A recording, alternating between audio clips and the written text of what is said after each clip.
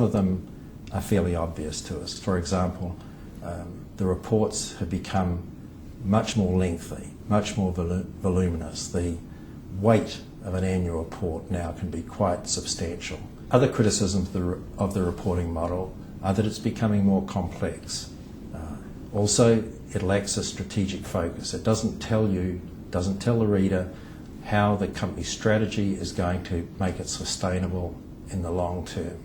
One way of illustrating the deficiencies in the current model is that if you compare the value of a company with the value of the assets on its balance sheet, we can see that the value of assets relative to the value of the company has progressively declined over the past decades, to the point where now its latest estimates are that the value of assets on a company's balance sheet represent only something like 18% of the value of the company.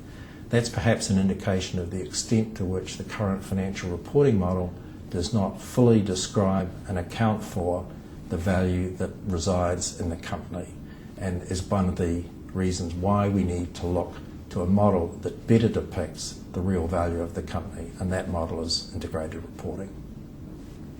So what has emerged in recent years is a consensus that we need to move to some alternative form of business reporting. That consensus with the creation of the IIRC is clearly a very broad consensus, and the consensus is that the information that's needed by the variety of different stakeholders who have an interest in an organisation is a different set of information than that which we currently get from the current reporting model. In particular, the information needs to be broader, and it also needs to be more future oriented. There are a number of differences that we'll see between integrated reporting and the current financial reporting model. Some of the important ones are the orientation in terms of time. The existing reporting model is more directed at the current position and past performance, whereas integrated reporting is more about the future and how the company, the organisation, can be sustainable into the long term. There's a different set of metrics that will be reported. In particular, integrated reporting will have more and more significant non-financial aspects of performance, whereas the current model focuses on financial aspects. Also, the report under an integrated reporting model will be more concise and will focus on those matters which truly are strategically important. So it will be less focused on the detail, less focused on complying with specific reporting requirements, more oriented to communicating with stakeholders the real value of a company and how that value is generated and will continue to be generated in the long term. Let me now turn to the International Integrated Reporting Committee, which was established in August 2010 when the Prince of Wales Accounting for Sustainability project in the United Kingdom and the Global Reporting Initiative came together to create the IIRC. In August 2010, they brought together a number of significant organisations from around the world who are engaged in financial reporting or in some element of the financial reporting supply chain. The group included investors, regulators, standard setters, included the accounting profession, non-governmental organisations with an interest in environmental reporting, academics and others. So it was a very broad-based and authoritative group of people that came together.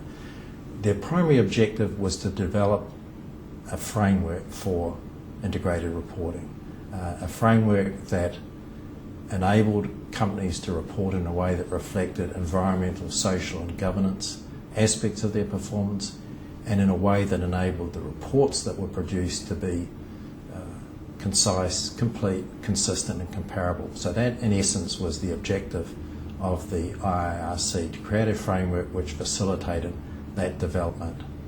Now, it wasn't the view that existing reporting requirements would disappear overnight, nor was it the intention that this should be a whole new added burden of reporting to companies and other organisations.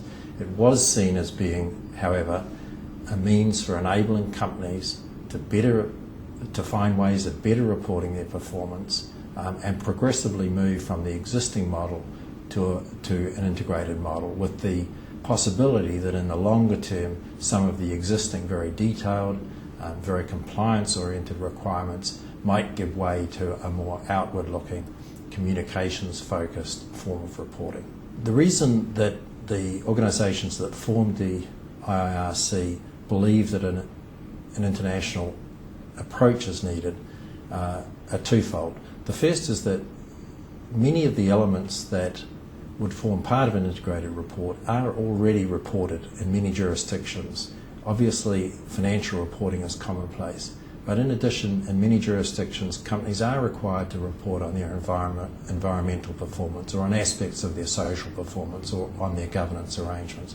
But these are very ad hoc arrangements which differ significantly across different countries.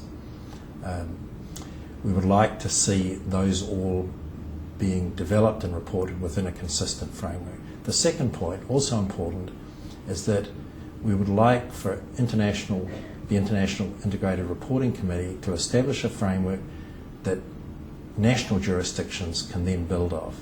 If we look at how international convergence has been achieved in financial reporting, we see that it's been a long and painful process where national jurisdictions develop their own reporting requirements, and then at an international level we had to try and get these different approaches to converge, and that, as I say, has been a long process and one that's still not complete. What we'd like to see with integrated reporting is that we can establish a framework at the international level early on, and then countries can develop their own reporting within that framework, which will enable us to achieve convergence, hopefully without the amount of time or the level of difficulty that we've had with financial reporting convergence. The IIRC will release at some point in the next few weeks, likely by the end of July, a discussion paper which will be an initial exposure of ideas around the notion of integrated reporting and why we think it's important to move in this direction. On the basis of this discussion paper, we'll then take a number of steps going forward. The first is to conduct a dry run where the discussion paper will be used by companies to identify the opportunities and challenges that they would face in implementing integrated reporting, given what they learn from the discussion paper. We would then go into two phases of a pilot program. The first phase would be where companies sought to report on an integrated basis for the reporting cycle between October 2011 and September 2012. On the basis of experience in that, we would then have a second pilot program which built on the first. And finally, in October 2013, we'd pull together a conference where we'll seek to establish the outcomes of the pilot programs and identify what lessons have been learned, and through those identify the way forward for integrated reporting into the future. In conclusion, integrated reporting is something which I think will be very important to the profession in coming years. And we at ICAP would very much like to work with the Institute of Chartered Accountants in Pakistan and our other member bodies in seeking to make this vision of integrated reporting a reality. It certainly is something that's very timely, and it's very consistent with the theme of your conference and the time where you're looking back with pride at what you've achieved in the last 50 years, but also looking forward to a future which has some very real challenges for the accounting profession, and certainly integrated reporting is one of the challenges that we need to face and where the profession needs to be proactive. Thank you for your attention. I certainly hope that the rest of your conference is hugely successful. Thank you again.